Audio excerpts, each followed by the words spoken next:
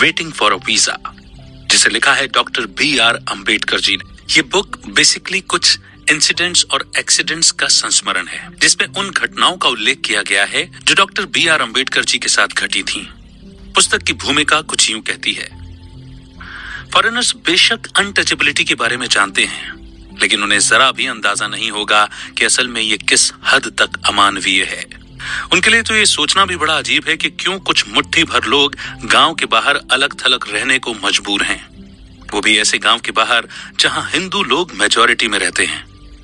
ये अछूत कहे जाने वाले लोग हर रोज गांव की गलियों से गुजरते हुए गंदगी और कचरा सर पर ठोकर लेकर के जाते हैं। हिंदुओं के दरवाजे पर जाकर उनकी झूठन खाते हैं। हिंदू बनिया की दुकान से तेल मसाले खरीदते हैं तो वो उन्हें छुए बिना सामान देता है। पूरे गांव को अपना ही घर समझते हैं, फिर भी गांव की किसी भी चीज को छूने का उन्हें हक नहीं है। लोग इनकी परछाई से भी बचकर निकलते हैं। अगर ये किसी को गलती से छू भी लें तो वो आदमी इन्हें 10 गालियां देकर तुरंत नहाने चला जाता है।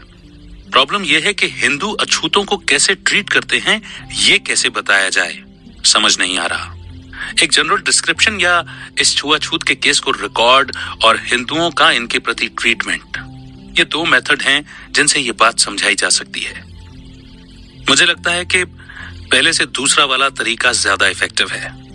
मैंने जो ये सब बातें लिखी हैं वो अपने और दूसरों के एक्सपीरियंस के बेसिस पर हैं। तो अब मैं अपने साथ हुई उन बातों से इस कहानी की शुरुआत करता हूँ। पार्ट 1, कोरेगांव की वो घटना जो बचपन में घटी थी आज भी डराती है। हमारी फैमिली असल में बॉम्बे प्रेसिडेंसी में रत्नागिरी डिस्ट्रिक्ट के दापोली तालुका से बिलोंग करती है। ईस्ट इंडिया कंपनी के शुरुआती दिनों में ही मेरे फोरफादर्स ने अपना पुश्तैनी काम छोड़कर कंपनी की आर्मी ज्वाइन कर ली थी। मेरे फादर भी फैमिली ट्रेडिशन को आगे बढ़ाते हुए कंपनी की आर्मी में भर्ती हुए। ईस्ट इंडिया कंपनी में रहते हुए वो ऑफिसर की रेंज तक पहुंचे और सूबेदार बनकर रिटायर हुए थे। रिटायरमेंट के बाद फादर हमें लेकर दापोली में चले आए, हमेशा के लिए वहीं सेटल होने के लिए। लेकिन फिर कुछ सोचकर उन्होंने अपना इरादा बदल दिया। हम लोग दापोली छोड़कर सतारा चले आए थे, जहां हम 1904 तक रह रहे थे। वो पहले वाली घटना जहां तक मुझे याद आती है यहीं पर 1901 में घटी थी। जब हम सतारा में थे मेरी मदर की डेथ हो चुकी थी। मेरे फादर कोरेगांव, जो कि सतारा डिस्ट्रिक्ट के खताब तालुका में आता है, वहां पर कैशियर की नौकरी करते थे। इस जगह पर बॉम्बे गवर्नमेंट का टैंक खुदाई का काम चल रहा था ताकि वहां की गरीब जनता को कुछ काम मिल सके। उस इलाके में हजारों लोग भूखमरी से मर रहे हैं। कोरेगांव जाने से पहले फादर ने मुझे, मेरे बड़े भाई और मेरी मरी हुई बहन के दोनों बच्चों को हमारी एक रिश्ते की चाची और कुछ मेहरबान पड़ोसियों के भरोसे छोड़ा था। आंटी दिल की बहुत अच्छी थी, लेकिन उनका होना न होना बराबर ही था। एक तो वो बौनी थी और दूसरा उनके पैर में कोई बीमारी थी जिसके कारण वो ठीक से चल फिर नहीं पाती थी। कई बार तो हमें उन्हें उठाना पड़ता था। मेरी और भी बहनें थी, लेकिन सब शादीशुदा थीं और अपने ससुराल वालों के साथ वहां से काफी दूर रहती थीं। अब आंटी से तो कुछ काम नहीं होता था, इसलिए खाना पकाने की जिम्मेदारी भी हमारे ही सर थी। हम चारों बच्चे स्कूल जाते थे और अपना खाना भी खुद ही बनाते थे। रोटी बनाने में मुश्किल आती थी, इसलिए हम ज्यादातर पुलाव खाते थे, जो कि रोटी बनाने से काफी इजी काम था। इसमें ज्यादा कुछ नहीं करना पड़ता था, बस चावलों के साथ मटन मिक्स करके पका लो। कैशियर होने के नाते फादर के लिए स्टेशन छोड़कर सतारा आना पॉसिबल नहीं था, इसलिए फादर ने हमें लेटर लिखा कि कोरेगांव आकर गर्मी की छुट्टियों में उनके साथ रहें। कोरेगांव जाने की बात सुनकर हम बच्चे बड़े खुश हुए। स्पेशली उस वक्त तक हम में से किसी ने कभी ट्रेन नहीं देखी थी। हमने जोर शोर से जाने की तैयारी शुरू कर दी। इंग्लिश स्टाइल की नई शर्ट्स खरीदी गईं, डिजाइन वाली कैप्स, नए शूज, सिल्क बॉर्डर की धोती। जाने से पहले हमने सब कुछ खरीदा था। फादर ने हमें ट्रेवलिंग के बारे में सब कुछ समझा दिया था और ये भी बोला था कि डेट हम उन्हें पहले से इन्फॉर्म कर दें ताकि वो हमें लेने अपना पियून भेज सकें, जो हमें रेलवे स्टेशन से कोरेगांव तक लेकर जाएगा। इस प्रॉपर अरेंजमेंट को करने के बाद मैं, मेरे बड़े भाई और मेरी सिस्टर के बेटे, हम तीनों कोरेगांव के लिए निकल पड़े। आंटी को हमने सतारा में ही छोड़ दिया और पड़ोसियों को उनकी देखभाल करने के लिए बोल दिया था। रेलवे स्टेशन हमारे घर से कोई 10 मील दूर था।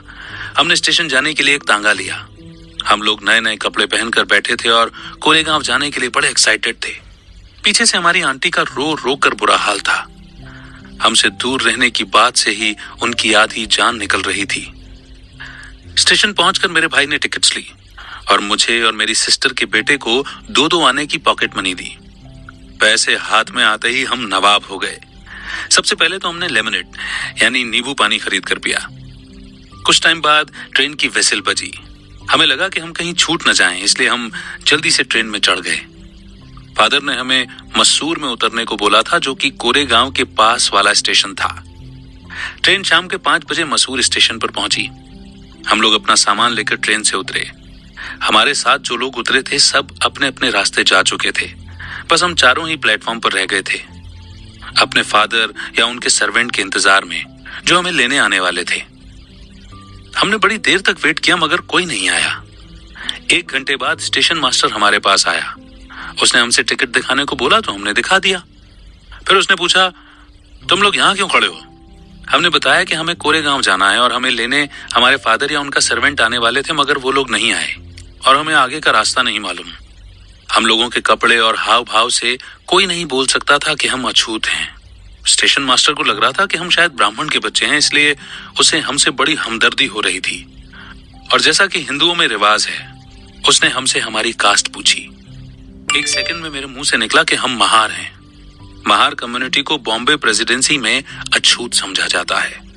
स्टेशन मास्टर के चेहरे पे हवाइयां उड़ने लगी। एक ही पल में उसका रंग बदल गया। उसके चेहरे से नफरत के भाव साफ झलक रहे थे। जैसे ही उसने सुना कि हम कौन है, वो तुरंत वापस अपने रूम में चला गया और हम जहां थे वहीं खड़े रहे। 15 से 20 मिनट और गुजर गए। सूरज डूबने जा रहा था। मेरे फादर और उनके सर्वेंट का कहीं अता पता नहीं था। लास्ट में स्टेशन मास्टर भी अपने घर चला गया। हम लोग बेहद मायूस हो गए। जिस खुशी और मस्ती से हम घर से निकले थे, वो अब उदासी में बदल गई थी। आधे घंटे बाद स्टेशन मास्टर वापस आया और पूछा, अब तुम लोगों ने क्या सोचा है? हमने कहा, अगर हमें कोई बैलगाड़ी किराए पर मिल जाए तो हम कोरेगांव के लिए निकल लेंगे, नहीं तो पैदल ही चले जाएंगे, अगर ज्यादा दूर नहीं हुआ तो। स्टेशन के बाहर कई सारी बैलगाड़ियां सवारी के इंतजार में खड़ी थी, मगर हमारे महार होने की बात फैल गई थी, इसलिए कोई भी गाड़ी वाला हमें ले जाने को तैयार नहीं था। हम अछूत थे ना, उनकी गाड़ियों को गंदा जो कर देते। डबल किराए का ऑफर भी काम नहीं आया। हमारी तरफ से बार्गेन करने वाला स्टेशन मास्टर, जो अब तक खड़ा चुपचाप तमाशा देख रहा था, अचानक हमसे पूछने लगा कि क्या तुम बैलगाड़ी चला सकते हो? हमें लगा शायद वो हमारी हेल्प करना चाहता है। हमने चिल्लाकर बोला, हाँ हम चला सकते हैं। तो ठीक है, बैलगाड़ी तुम चलाओगी, मगर तुम्हें गाड़ी वाले को डबल किराया देना होगा और वो पैदल तुम्हारे साथ साथ चलेगा। इस शर्त के साथ एक गाड़ी वाला हमें अपनी गाड़ी देने को तैयार हुआ। आखिर होता भी क्यों नहीं? एक तो उसे डबल भाड़ा मिल रहा था और ऊपर से उसे किसी अछूत के साथ भी नहीं बैठना था। अब शाम के 6:30 हो चुके थे। हम रात होने से पहले कोरेगांव पहुंचना चाहते थे, इसलिए हमने गाड़ी वाले से पहले ही पूछ लिया कि कोरेगांव अभी कितनी दूर है और हमें कितना टाइम लग जाएगा। लेकिन उसने हमें अश्योर किया कि कोरेगांव 3 घंटे से ज्यादा दूर नहीं है। उसकी बात का यकीन करते हुए हमने अपना सामान चढ़ाया और बैलगाड़ी में बैठ गए। जाने से पहले हमने स्टेशन मास्टर का शुक्रिया अदा किया। हम में से एक ने गाड़ी हाँकने की जिम्मेदारी ली और सफर शुरू हुआ। गाड़ी वाला भी हमारे साइड में ही चल रहा था। अभी स्टेशन से कुछ ही दूर निकले थे जहां एक नदी पड़ती थी। नदी सूखी पड़ी थी, बस कहीं कहीं पर पानी भरा हुआ था। गाड़ी वाले ने हमें बोला कि यहाँ रुककर थोड़ा खाना वाना खा लो, आगे रास्ते में पानी नहीं मिलेगा। हमने उसकी बात मान ली और गाड़ी रोक दी। उसने बोला, मुझे मेरे किराए में से थोड़े पैसे दे दो, पास के गांव जाकर खाना खा के आता हूँ। मेरे भाई ने उसे थोड़े पैसे दे दिए। मैं जल्दी खाना खाकर लौटता हूँ, उसने बोला और चला गया। भूख तो हमें भी बड़े जोरों की लगी थी, तो हम भी खाना निकाल कर खाने लगे। आंटी ने पड़ोसियों को बोलकर रास्ते के लिए बढ़िया खाना बनवाया था। हमने टिफिन बॉक्स खोले और खाने बैठ गए। हम में से एक पानी लेने नदी के किनारे गया, मगर वहां तो पानी की जगह कीचड़ भरा हुआ था, जिसमें जानवरों का गोबर भरा हुआ था। ये पानी इंसानों के पीने लायक तो हरगिज नहीं था। उसमें से इतनी बदबू आ रही थी कि हमें उल्टी आ गई। हमने खाने के डब्बे बंद कर दिए और गाड़ी वाले का वेट करने लगे। उसका कहीं अता पता नहीं था। फिर बड़ी देर बाद वो वापस आया तो एक बार फिर हमने जर्नी स्टार्ट की। कोई 4 या 5 मील चलने के बाद अचानक वो गाड़ी में चढ़ गया और गाड़ी खुद हाँकने लगा। उसकी ये हरकत बड़ी अजीब थी। पहले तो वो हमारे साथ गाड़ी में बैठने को तैयार ही नहीं था कि कहीं हमारे टच करने से वो गंदा ना हो जाए, और अब देखो खुद ही गाड़ी चला रहा था। पता नहीं उसे क्या हो गया था। खैर, डर के मारे हमने उससे कुछ भी नहीं पूछा, बस यूं ही चुपचाप बैठे रहे। हमें तो बस कोरेगांव पहुंचने की जल्दी थी। बैलगाड़ी चलती जा रही थी, हम सब खामोश थे। यूं ही चलते चलते थोड़ी देर बाद रात का अंधेरा छा गया। रोड्स में स्ट्रीट लैंप न होने की वजह से कुछ दिखाई नहीं दे रहा था।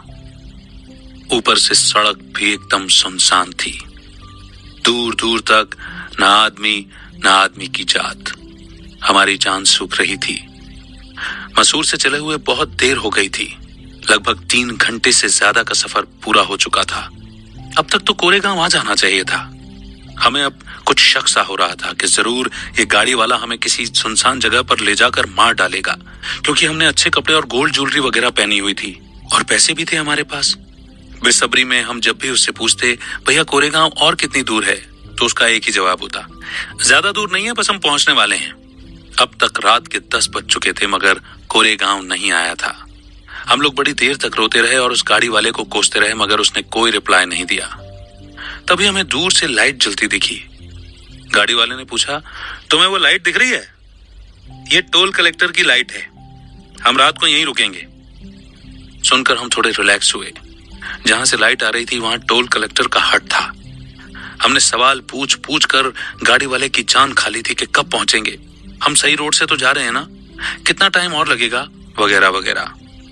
और पूरे 2 घंटे बाद फाइनली आधी रात के वक्त बैलगाड़ी टोल कलेक्टर के हट पर आकर रुकी।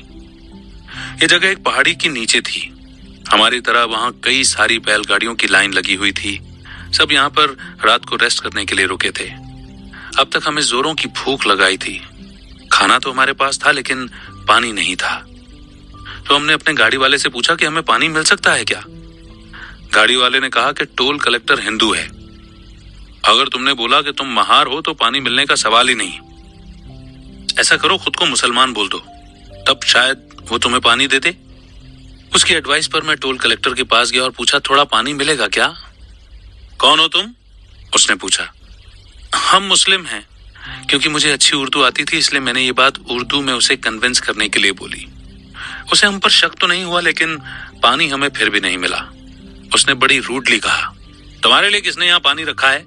ऊपर पहाड़ी पे पानी मिल जाएगा, चाहिए तो जाकर ले आओ, मेरे पास कोई पानी वानी नहीं है। मैं गाड़ी के पास आया और अपने भाई को सारी बात बताई। मुझे नहीं पता उसे कैसा फील हुआ होगा मगर उसने हम सबको सोने के लिए बोल दिया।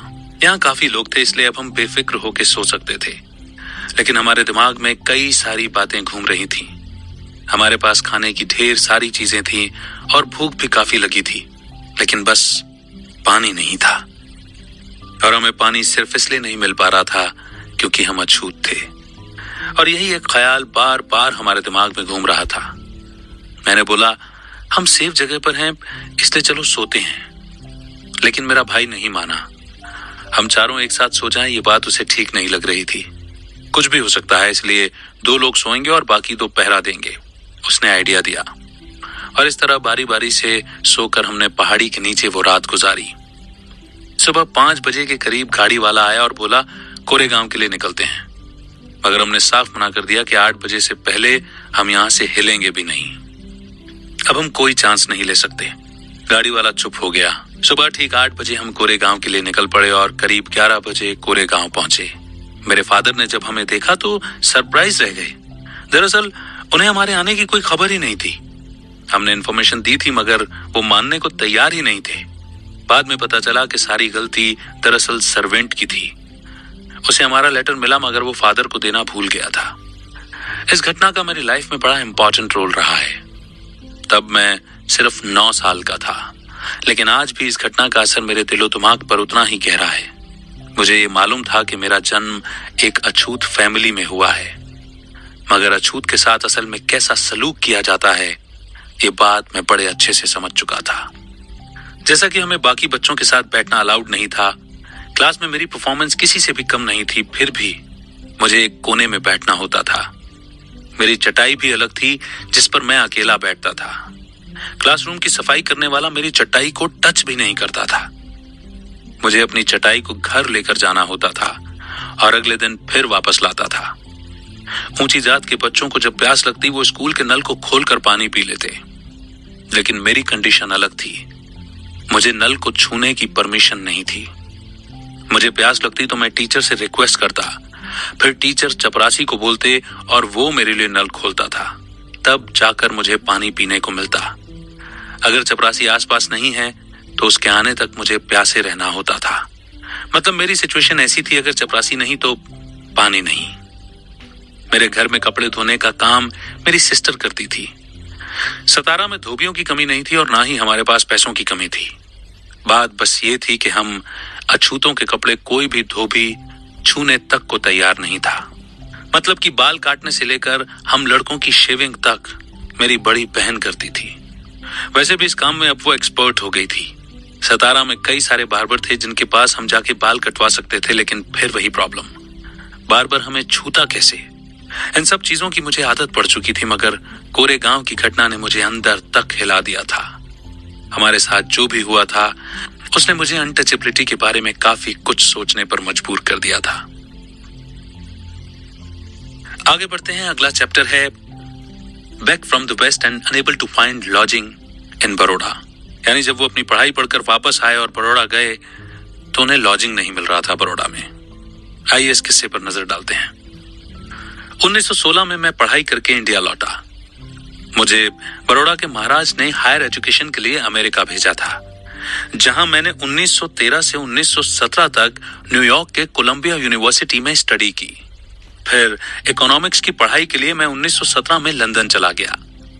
मैंने वहां यूनिवर्सिटी ऑफ लंदन के डिपार्टमेंट ऑफ इकोनॉमिक्स में पोस्ट ग्रेजुएट के लिए एडमिशन लिया, मगर 1918 में ही अपनी स्टडीज फिनिश किए बिना मैं इंडिया वापस आ गया था। मुझे बड़ौदा स्टेट की नौकरी हासिल करनी थी क्योंकि उन्होंने ही मेरी एजुकेशन का सारा खर्चा उठाया था। कृपया ध्यान दें, यहाँ डेट्स थोड़ी सी अलग हो सकती हैं। मुझे इंडिया आते ही बड़ौदा जाना पड़ा था, मगर मेरे बड़ौदा की सर्विस छोड़ने का मेरे प्रेजेंट पर्पस से कोई लेना देना नहीं है। मैं इस मसले में पढ़ना ही नहीं चाहता हूँ। मैं तो बस बड़ौदा में अपने साथ हुए सोशल एक्सपीरियंस को लेकर कंसर्न हूँ और उसी के बारे में बात करना चाहता हूँ। यूरोप और अमेरिका में जो 5 साल मैंने गुजारे थे उससे मेरे दिलो दिमाग से अनटचेबिलिटी की बातें एकदम साफ हो गई थी। मैं भूल चुका था कि मैं एक अछूत हूँ, और मैं ये भी भूल चुका था कि इंडिया में एक अछूत जहां भी जाता है वहां अपने साथ साथ दूसरों के लिए भी प्रॉब्लम क्रिएट करता है। लेकिन मैं जैसे ही इंडिया लौटा, स्टेशन से बाहर कदम रखते ही मेरे दिमाग में कुछ सवाल घूमने लगे। मुझे कहाँ जाना है, कौन मुझे लेने आएगा। मैं बेहद मायूस हो गया था। मैं जानता था इस शहर में कई सारे हिंदू होटल्स हैं जिन्हें विशेस बोलते हैं, मगर वो मुझे अंदर नहीं घुसने देंगे। एक ही तरीका था कि मैं झूठ बोलकर रूम बुक करा लूं। लेकिन अगर मैं पकड़ा गया तो? मुझे मालूम था अगर मैं पकड़ा गया तो अंजाम क्या होगा। बड़ौदा में मेरे कुछ फ्रेंड्स भी रहते थे जो मेरे साथ अमेरिका में पढ़े थे। अगर मैं उनके पास गया तो क्या वो रहने देंगे? मुझे श्योर नहीं था। हो सकता है वो रहने दें या फिर एक अछूत को अपने घर बुलाने में उन्हें शर्म आए। मैं बड़ी देर तक स्टेशन की छत के नीचे खड़े यही सोचता रहा कि कहां जाऊं और क्या करूं। फिर मैंने सोचा चलो इंक्वायरी करता हूं कि कैंप में कोई जगह है। अब तक सारे पैसेंजर्स जा चुके थे, बस मैं ही बचा था। एक तो हैकनी यानी कुली जिन्हें कोई पैसेंजर नहीं मिला था सामान उठाने के लिए मेरी तरफ देख रहे थे। मैंने एक को आवाज लगाई और पूछा कि यहाँ कैंप में कोई होटल है क्या। उसने कहा कि पास ही में एक पारसी सराय है और वो लोग पेइंग गेस्ट लेते हैं। पारसी सराय का नाम सुनकर मेरा दिल खुश हो गया। पारसी लोग ज़ोरोएस्ट्रियन रिलीजन को मानते हैं। इनके यहाँ छूत अछूत जैसा कल्चर नहीं है क्योंकि उनके धर्म में अनटचेबिलिटी है ही नहीं। तो इस पारसी सराय में मुझे अछूत की तरह ट्रीट करने का तो सवाल ही पैदा नहीं होगा। बड़ी उम्मीद के साथ बेफिक्र होकर मैंने अपना सामान कुली को दिया और ड्राइवर को कैंप में पारसी सराय चलने को बोला। एक 2 स्टोरी बिल्डिंग में पारसी सराय थी। सराय का केयर टेकर एक बूढ़ा पारसी था जो अपनी फैमिली के साथ ग्राउंड फ्लोर पर रहता था। जो टूरिस्ट यहाँ रहने आते उनके खाने पीने की जिम्मेदारी केयर टेकर पर थी। बिल्डिंग के सामने हमारी गाड़ी आकर के रुकी तो पारसी केयर टेकर ने मुझे ऊपर जाने को बोला। मैं ऊपर चला गया। गैरेज ड्राइवर मेरा सामान लेकर आया और अपना किराया लेकर वापस चला गया। मुझे बड़ी खुशी हो रही थी कि आखिर में मेरे रहने की प्रॉब्लम सॉल्व हो गई। मैं कपड़े चेंज कर ही रहा था कि केयर टेकर हाथ में एक बुक लिए मेरे रूम में आया। तब तक उसने देख लिया था कि मैंने सदरा और कश्ती नहीं पहना था, जो कि पारसियों की पहचान है। कौन हो तुम? उसने तीखी आवाज में पूछा। मुझे मालूम नहीं था कि पारसी सराय सिर्फ पारसी लोगों को रूम देती है। मैंने बोला, मैं हिंदू हूं। उसे बड़ा शौक लगा। तुम यहां नहीं रह सकते। मुझे बेहद डिसअपॉइंटमेंट हुई। फिर से मेरे सामने वही सवाल खड़ा हो गया कि जाऊं तो जाऊं कहां। खुद को कंट्रोल करते हुए मैंने उसे बोला, मैं हिंदू हूं तो क्या हुआ? मुझे यहां रहने में कोई प्रॉब्लम नहीं है, तो आपको क्या प्रॉब्लम है? अरे तुम यहां कैसे रह सकते हो? मुझे रजिस्टर भी तो मेंटेन करना होता है। कौन यहां आता है, कौन जाता है। उसकी बात में पॉइंट था। मुझे उसकी प्रॉब्लम समझ आ रही थी। मुझे एक आइडिया आया। रजिस्टर में लिखने के लिए मैं कोई पारसी नाम रख लेता हूं। मैंने कहा, वैसे भी मुझे कोई ऑब्जेक्शन नहीं है, तो तुम्हें क्यों है? और मैं यहाँ रहने के पैसे भी तो दे रहा हूँ, इसमें तो तुम्हारा ही फायदा है। केयर टेकर मेरी बात से अग्री लग रहा था। वैसे भी काफी टाइम से वहां कोई पेइंग गेस्ट नहीं आया था और उसे भी पैसों की जरूरत थी। लेकिन एक कंडीशन पर तुम यहाँ रह सकते हो, तुम्हें रहने खाने का रोज 1.5 रुपया देना होगा, वो बोला। मैंने झट से हाँ बोला और एक पारसी नाम से रूम बुक करवा लिया। रजिस्टर में मेरा नाम लिखकर वो नीचे चला गया। मैंने चैन की सांस ली। एक मुसीबत हल हुई। मैं खुश था, लेकिन खुशी मेरी किस्मत में कहां। मुझे क्या मालूम था कि खुशी कुछ ही पल की है। इससे पहले कि मैं आपको अपने शॉर्ट स्टे का ट्रेजिक एंड सुनाऊं, मैं आपको बताता हूं कि मैंने वहां टाइम कैसे स्पेंड किया। इस सराय के फर्स्ट फ्लोर में एक स्मॉल बेडरूम था, जिसके साथ लगा हुआ था एक छोटा सा बाथरूम। बाकी एक बड़ा हॉल था और उस कमरे में दुनिया भर का कबाड़ रखा हुआ था। चारपाई, बेंचेस, टूटी हुई कुर्सियां वगैरह वगैरह। इस कबाड़ खाने के बीच मैं एक लौता पेइंग गेस्ट था। सुबह केयर टेकर मेरे लिए एक कप चाय लेकर आया। फिर 9:30 बजे वो मेरे लिए ब्रेकफास्ट लेकर आया। उसके बाद रात के 8:30 बजे वो मेरा डिनर लाता था। वो सिर्फ चाय और खाना देने ही मेरे पास आता था। उसके अलावा वो कभी भी मेरे कमरे में रुकता तक नहीं था। मैं किसी तरह दिन काट रहा था। महाराज ऑफ बड़ौदा ने मुझे अकाउंटेंट जनरल के ऑफिस में प्रोबेशनर की नौकरी पर रखा था। मैं सुबह 10 बजे ऑफिस के लिए निकलता था और रात के 8 बजे तक लौटता था। मेरी कोशिश यही रहती कि ऑफिस के बाद दोस्तों के साथ जितनी देर हो टाइम स्पेंड कर सकूं। सराय में अकेले रात काटना बड़ा मुश्किल होता था, लेकिन करता क्या, कोई चारा भी तो नहीं था। सराय एकदम खाली थी। मैं बातचीत करता भी तो किससे। पूरा हॉल अंधेरे में डूबा रहता था। न लाइट का इंतजाम था, न ऑयल लैंप जलते थे। केयर टेकर ने मेरे लिए एक छोटा सा हरिकेन लैंप रखा हुआ था, जिसकी लाइट समझ लो न के बराबर ही थी। ऐसा लग रहा था जैसे मैं कोई आदि मानव हूं जो गुफा में रहता है और किसी दूसरे इंसान से बात करने को भी तरसता है। लेकिन कोई नहीं था जो मेरा सुख दुख बांटता। अपना दिल बहलाने के लिए मैंने किताबों का सहारा लिया। अब मैं हर वक्त पढ़ता रहता था।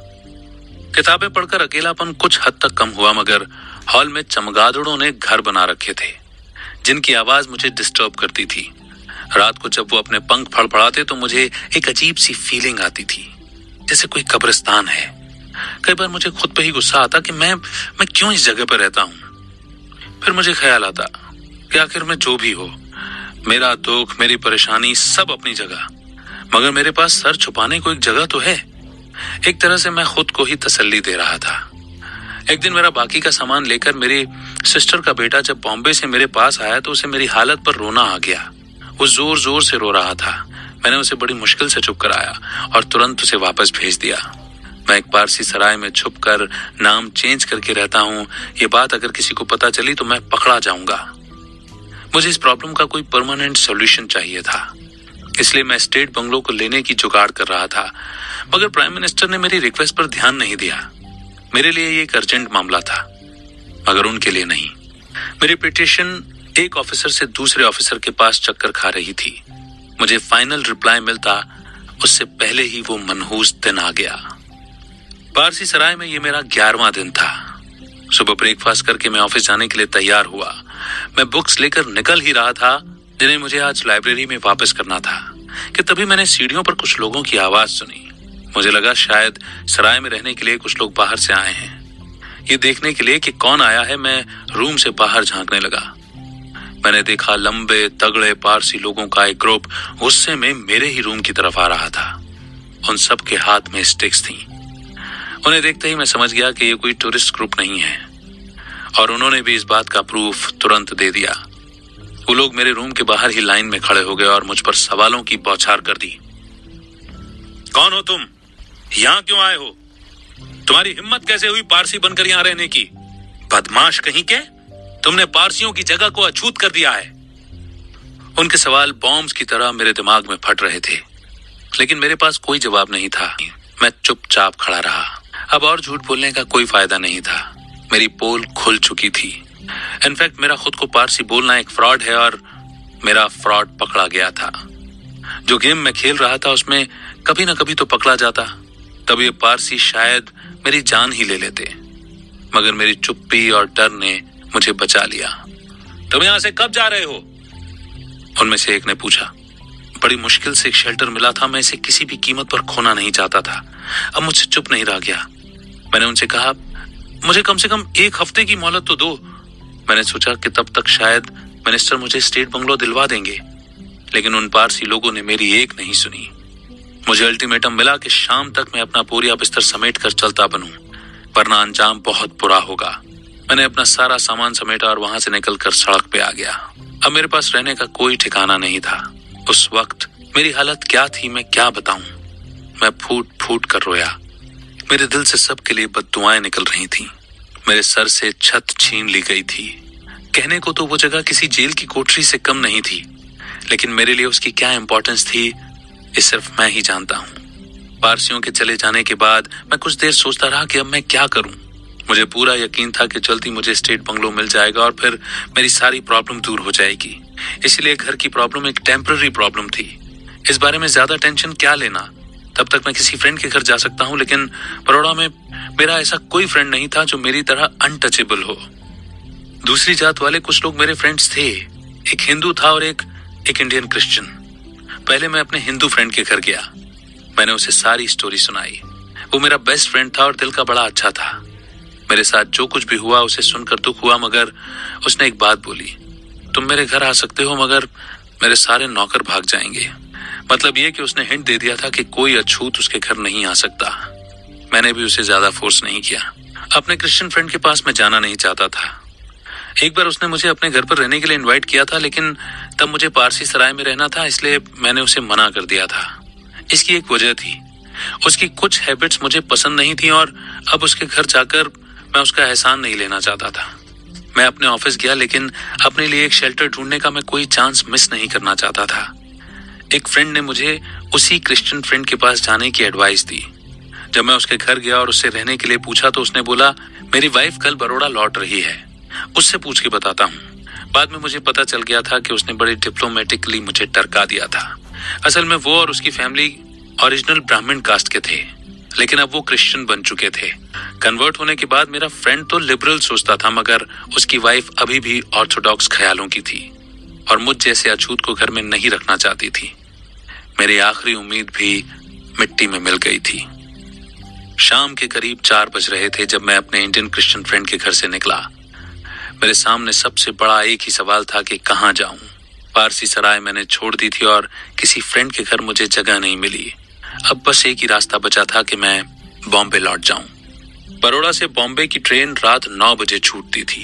अभी 5 घंटे बाकी थे। 5 घंटे कैसे गुजारे जाएं? क्या फिर से किसी सराय में जाऊं या फ्रेंड के घर जाऊं? पारसी सराय जाने की मेरी हिम्मत नहीं हुई। मुझे डर था कि कहीं वो लोग मुझ पर अटैक न कर दें। दोस्त के घर मैं जाना नहीं चाहता था। मैं मजबूर था, लेकिन उसके सामने मैं खुद को और मजबूर नहीं दिखाना चाहता था। तो मैंने सोचा चलो कमाठी बाग पार्क में चलता हूँ, जो शहर और कैंप के बीच में पड़ता है। उस वक्त मेरे माइंड में कई सारी बातें घूम रही थी।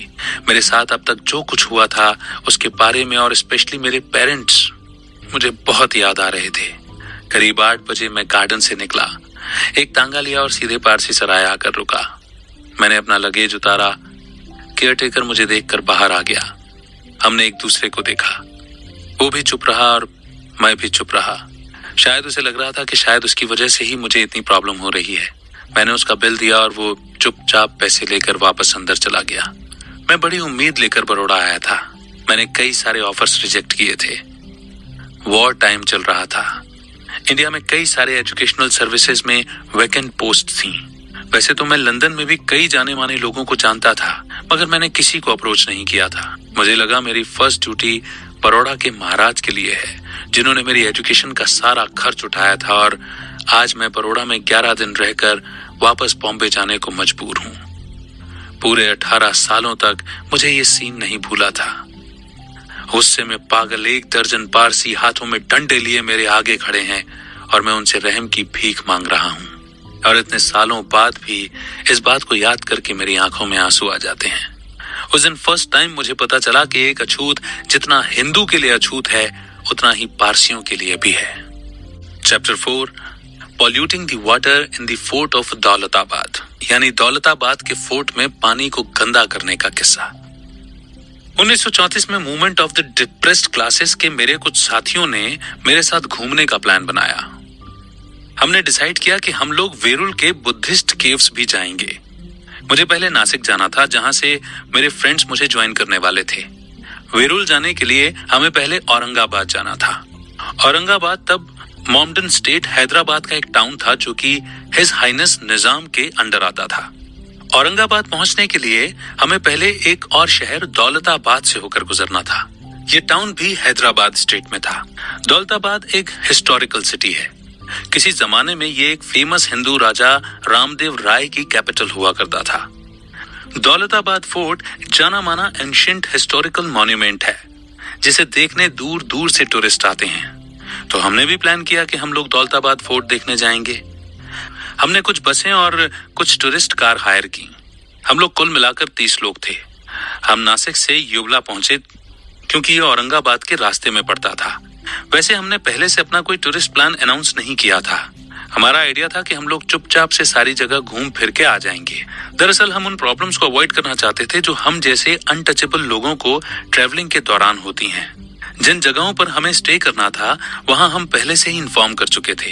हालांकि हम लोग निजाम के स्टेट से होकर जा रहे थे, मगर हमारा कोई आदमी हमें मिलने नहीं आया था। दौलताबाद काफी डिफरेंट लगा। वहां हमारे लोगों को ऑलरेडी इन्फॉर्म कर दिया गया था कि हम वहां स्टे करने आ रहे हैं, इसलिए वो लोग शहर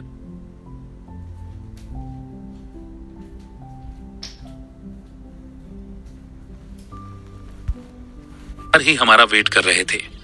उन्होंने सजेस्ट किया था कि फोर्ट को जाने से पहले हम लोग गाड़ियों से उतरकर फ्रेश हो जाएं और कुछ चाय नाश्ता कर लें। लेकिन हमने सोचा कि अगर रुके तो देर हो जाएगी, और हम अंधेरा होने से पहले ही फोर्ट देख लेना चाहते थे। हालांकि सबका चाय पीने का बड़ा मन हो रहा था, इसलिए हमने मना कर दिया और बोला कि हम लोग वापसी में चाय नाश्ता करेंगे। ये रमजान का मंथ था, जिसमें मुस्लिम लोग पूरे महीने फास्ट रखते हैं। फोर्ट के गेट के बाहर ही पानी से भरा एक टैंक रखा था। चारों तरफ एक चौड़ी स्टोन पेवमेंट थी। हम लोगों के कपड़े, पूरी बॉडी और फेस सफर की धूल मिट्टी से भरे थे। तो हमने सोचा क्यों ना हाथ मुंह धोकर थोड़ा फ्रेश हो जाएं। हमने टैंक से पानी निकाला और हाथ पैर धोने शुरू कर दिए। इसके बाद हम फोर्ट के गेट पर पहुंचे। अंदर आर्म्ड सोल्जर्स खड़े थे। उन लोगों ने फोर्ट के बड़े से गेट में हमें एंट्री दे दी। हम लोग अभी गार्ड से फोर्ट के अंदर जाने के बारे में पूछ ही रहे थे कि एक सफेद दाढ़ी वाला एक मुस्लिम बुढ़ा पीछे से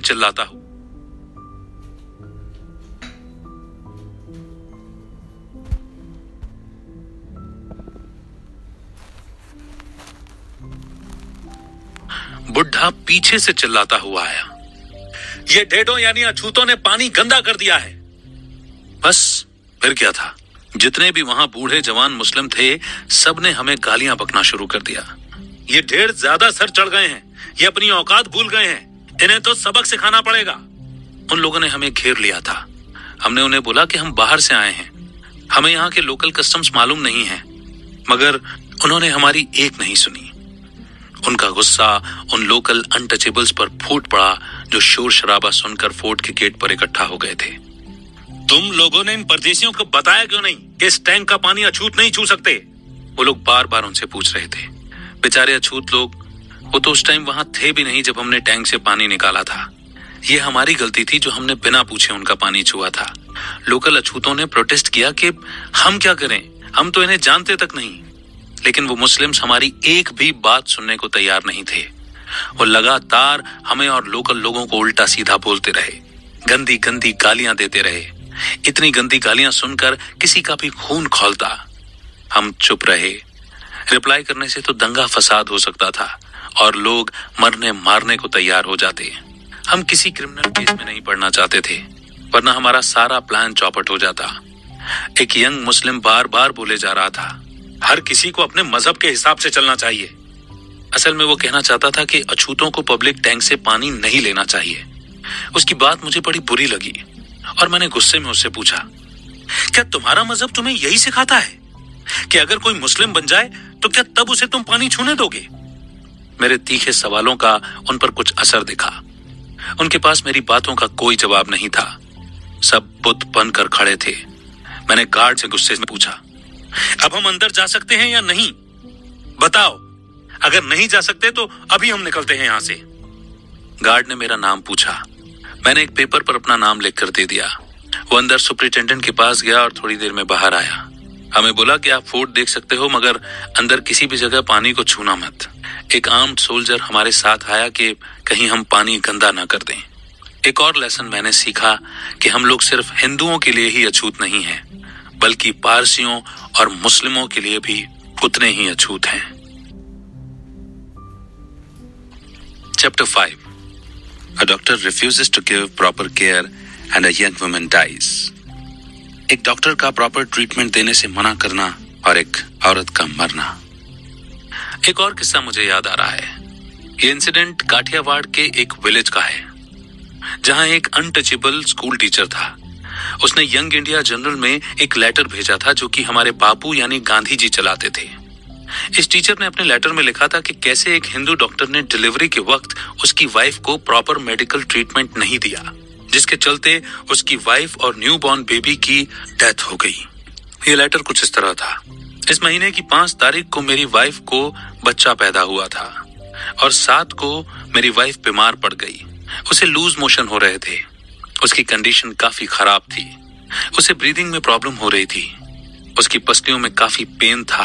मैं डॉक्टर को बुलाने गया, मगर उसने ये बोलकर इनकार कर दिया कि वो एक हरिजन के घर नहीं जाएगा और ना ही वो बच्चे को देखेगा। मैं फिर नगर सेठ और करासिया के दरबार गया और उनसे मदद की भीख मांगी। नगर सेठ ने इस शर्त के साथ कि मैं 2 रुपए फीस दूंगा, डॉक्टर को मेरे घर चलने के लिए मना लिया। डॉक्टर मेरे घर आया, मगर इस शर्त पे कि वो मेरी वाइफ और बच्चे को हरिजन कॉलोनी के बाहर देखेगा। मैं अपनी बीवी और बच्चे को कॉलोनी के बाहर लेकर गया। डॉक्टर ने थर्मामीटर एक मुस्लिम को पकड़ाया। उसने मुझे और मैंने अपनी वाइफ को। मेरी वाइफ ने थर्मामीटर मुंह में रखने के बाद मुझे दिया। मैंने मुस्लिम को और मुस्लिम ने डॉक्टर को। ये शाम 8 बजे की बात थी। डॉक्टर ने थर्मामीटर को लैंप की रोशनी में चेक किया और बोला कि पेशेंट को निमोनिया हुआ है। फिर उसके बाद वो वापस चला गया और मेडिसिन भिजवा दी। मैं बाजार से कुछ दवाएं लेकर आया और अपनी वाइफ को दिया। मेरे 2 रुपए देने के बावजूद डॉक्टर ने मेरी वाइफ को दोबारा चेक करने से मना कर दिया। रात भर मेरी वाइफ की कंडीशन खराब रही और आज दोपहर 2 बजे उसकी डेथ हो गई है। स्कूल टीचर ने लेटर में अपना नाम नहीं लिखा था और ना ही डॉक्टर का नाम लिखा था।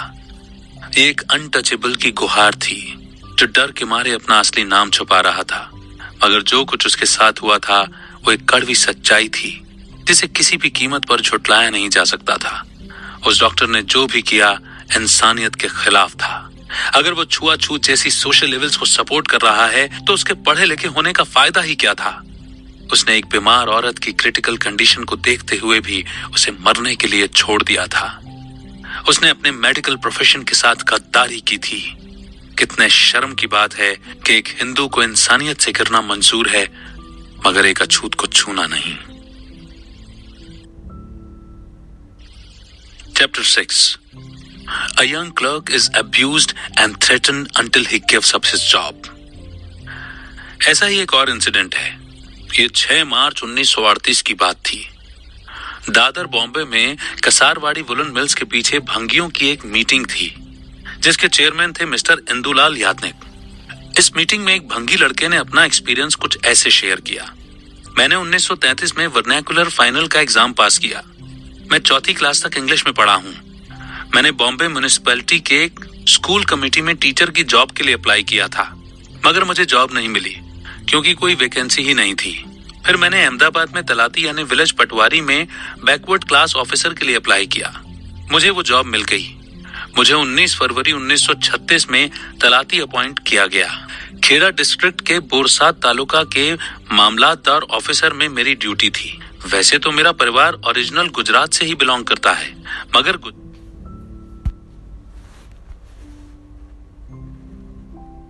ये मेरा पहला मौका था। मुझे नहीं मालूम था कि गवर्नमेंट ऑफिस में भी लोग छुआछूत मानते होंगे। मैंने पहले ही अपनी एप्लीकेशन फॉर्म में मेंशन कर दिया था कि मैं एक हरिजन हूं, तो मुझे लगा कि मेरे ऑफिस वालों को ये बात पहले से मालूम होगी। मगर वहां जाकर मैं हैरान रह गया। जब मैं मामलतदार ऑफिस में चार्ज लेने गया तो वहां के क्लर्क का बिहेव कुछ अजीब था। उसने मुझसे पूछा, कौन हो तुम? मैंने कहा, सर मैं एक हरिजन हूं। दूर हटो, एक कोने में जाकर खड़े हो जाओ। तुम्हारी हिम्मत कैसे हुई मेरे नजदीक आने की? शुक्र करो तुम ऑफिस में हो, अगर बाहर मेरे पास आने की जरूरत करते तो मैं लातों से तुम्हारा मुंह तोड़ देता। बड़ा आया यहां नौकरी करने वाला। उसके बाद उसने मुझसे बोला कि अपने सारे डॉक्यूमेंट्स नीचे रखो, जमीन पर। मैंने कागज जमीन पर रखे। उसने उठाए और चेक किए। बोरसाद के मामलतदार ऑफिस में काम करते हुए मुझे पानी तक मुश्किल से नसीब होता था। ऑफिस के बरामदे में पानी के भरे कैन रखे होते थे। पानी पिलाने के लिए एक आदमी भी रखा हुआ था। उसकी ड्यूटी थी सबको पानी पिलाने की। उसकी एब्सेंस में सारे लोग खुद ही पानी निकाल कर पीते थे, मगर मैं उन वाटर कैंस को छू भी नहीं सकता था। मेरे छूने से पानी गंदा हो जाता, इसलिए मैं पानी पिलाने वाले की मेहरबानी पे जिंदा था। मेरे लिए एक छोटा सा जंग लगा गिलास रखा हुआ था। इस गिलास को ना तो कोई टच करता था और ना ही कोई धोता था। वो पानी पिलाने वाला मुझे इसी गिलास में ऊपर से पानी डाल कर देता था। वाटरमैन नहीं है तो मुझे प्यास बर्दाश्त करनी पड़ती थी। और ये पानी वाला भी कोई कम नहीं था। जैसे ही देखता कि मैं पानी लेने आ रहा हूं तो वो वहां से खिसक जाता था। कई बार तो ऐसा हुआ है कि मुझे पूरे दिन पानी नहीं मिला। यही परेशानी मुझे रेंट पे कमरा लेते वक्त भी आती है। बोरसाद में मेरा कोई नहीं है और कोई हिंदू मुझे मकान रेंट पर देने को तैयार नहीं होता। यहाँ के अनटचेबल लोग भी मुझे कमरा नहीं देते हैं, क्योंकि उन्हें डर है कि अपर कास्ट हिंदू नाराज हो जाएंगे। दरअसल ये अपर कास्ट के लोग बर्दाश्त नहीं कर सकते कि एक अछूत क्लर्क की जॉब कर रहा है। इससे भी बढ़कर परेशानी खाने पीने की है। ऐसा कोई इंसान नहीं है, कोई जगह नहीं है जहां से मुझे खाना मिल सके। मैं सुबह शाम भाजी खरीदता हूँ और गांव के बाहर जाकर अकेले में खाता हूँ। रात को मैं मामलतदार ऑफिस के बरामदे में सो जाता हूँ। इस तरह से मैंने 4 दिन काट लिए, मगर जब और बर्दाश्त नहीं हुआ तो मैं अपने पुश्तैनी गांव जंत्रल चला गया। ये बोरसाद से 6 मील दूर है। मुझे करीब 1.5 महीना हो गया है रोज 11 मील चलकर ऑफिस आता हूँ। उसके बाद मामलतदार ने काम सीखने के लिए एक तलाती मेरे पास भेजा। ये तलाती 3 गांवों का इंचार्ज था, जंत्रल, खापुर और सैजपुर। जंत्रल उसका हेडक्वार्टर है। इस तलाती के साथ मैं 2 महीने जंत्रल में रहा।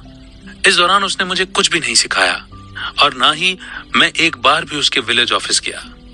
गांव का सरपंच तो और भी खतरनाक है। उसने एक बार मुझे धमकी दी थी, तुम्हारे लोग, तुम्हारे बाप भाई इस गांव के स्वीपर हैं जो विलेज ऑफिस में झाड़ू मारते हैं, और तुम यहाँ ऑफिस में हमारी बराबरी में बैठना चाहते हो। अपना भला चाहते हो तो ये जॉब छोड़ दो। एक दिन तलाती ने मुझे गांव की पॉपुलेशन टेबल बनाने के लिए सैजपुर बुलाया। मैं जंत्रल से सैजपुर गया।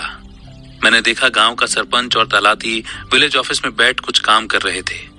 मैं अंदर गया और ऑफिस के दरवाजे पर जाकर खड़ा हो गया। मैंने उन्हें गुड मॉर्निंग बोला, लेकिन उन्होंने मेरी बात का जवाब ही नहीं दिया। करीब 15 मिनट मैं बाहर ही खड़ा रहा। इतनी दूर से चलकर आने की वजह से वैसे ही मैं थका हुआ था और ऊपर से वो लोग मुझे इग्नोर कर रहे थे। वहीं पास में पड़ी एक चेयर लेकर मैं बैठ गया। सरपंच और तलाती ने मुझे देखा और चुपचाप बिना कुछ बोले ऑफिस से बाहर चले गए। थोड़ी देर बाद ही कई लोगों की भीड़ ने मुझे घेर लिया और इस भीड़ का लीडर था विलेज लाइब्रेरी का लाइब्रेरियन। मैं समझ नहीं पा रहा था कि उसके जैसे पढ़े लिखे इंसान ने भला इतने लोगों की भीड़ क्यों बुलाई है। बाद में पता चला कि चेयर उसकी थी जिस पर मैं बैठा हुआ था। उसने मुझे कितनी बुरी बुरी गालियां दी मैं क्या बताऊं। विलेज सर्वेंट रवानिया की तरफ देखकर वो बोला, किसने इस भंगी के पिल्ले को चेयर में बैठने की इजाजत दी? रवानिया ने मुझे उठाया और चेयर ले ली। मैं जमीन पर बैठ गया। गांव वालों ने मुझे घेर रखा था। कोई मुझे गालियां बक रहा था तो कोई धमकी दे रहा था कि वो दरांती से काट कर मेरे टुकड़े टुकड़े कर देंगे। मैं उन लोगों को बोल रहा था मुझे माफी दे दो, मुझे छोड़ दो, मगर किसी पर कोई असर नहीं हुआ। मेरी जान खतरे में थी और बचने का कोई तरीका नजर नहीं आ रहा था। फिर मुझे एक आइडिया आया, मुझे इस बारे में मामलातदार को लिखना चाहिए कि अगर मैं इन लोगों के हाथों मारा जाऊं तो मेरा क्रियाक्रम कैसे करना है। इंसिडेंटली मैं ये सोचकर थोड़ा रिलैक्स हुआ कि कहीं इन्हें पता चल गया कि मैं इनकी शिकायत मामलातदार से करूंगा तो शायद ये लोग पीछे हट जाएं। मैंने रवानिया को बोला कि मुझे एक पेपर दो। उसने लाकर दिया। मैंने फाउंटेन पेन से बोल्ड लेटर्स में लिखा, तो मामलातदार तालुका बोरसाद। सर, परमार कालिदास शिवराम का सादर नमस्कार। मैं आपको ये इन्फॉर्म करना चाहता हूँ कि मेरी जान खतरे में है और ये सब इसलिए हुआ क्योंकि मैंने अपने पेरेंट्स की बात नहीं सुनी। मेहरबानी करके मेरे पेरेंट्स को मेरी मौत की खबर पहुंचा दीजिएगा। लाइब्रेरियन ने मेरा लिखा हुआ लेटर पढ़ा। फाड़ो इसे अभी, उसने मुझसे कहा। मैंने लेटर फाड़ दिया। सबने मिलकर मेरी बेइज्जती करनी शुरू कर दी। तुम खुद को हमारा तलाती बोलते हो? तुम भंगी होकर हमारे ऑफिस में आकर कुर्सी पे बैठना चाहते हो? उन लोगों के तेवर देखकर मैं बेहद डर गया। मैंने उनसे रहम की भीख मांगी और बोला कि आइंदा ऐसी गलती नहीं होगी, और मैंने प्रॉमिस किया कि मैं ये जॉब भी छोड़ दूंगा। शाम के 7 बजे तक भीड़ ने मुझे वहां से जाने नहीं दिया। तलाती और मुखिया भी तब तक वहां नहीं पहुंचे थे। पर जब गांव वाले चले गए तो मैं भी 15 दिन की छुट्टी लेकर अपने पेरेंट्स के पास बॉम्बे लौट आया। तो दोस्तों, ये थे कुछ किस्से जो डॉक्टर B.R. अम्बेडकर जी ने अपनी पुस्तक में दर्ज किए, जिसका टाइटल है वेटिंग फॉर अ वीजा। इस बुक समरी से हमने सीखा कि अनटचेबिलिटी कैसे किसी इंसान की लाइफ को डिस्ट्रॉय कर सकती है। गीगल आपसे यही कहता है कि हमें एक मॉडर्न इंडिया की तरह सोचना है और इस अनटचेबिलिटी का जहर अपनी आगे आने वाली पीढ़ियों को नहीं पास करना है।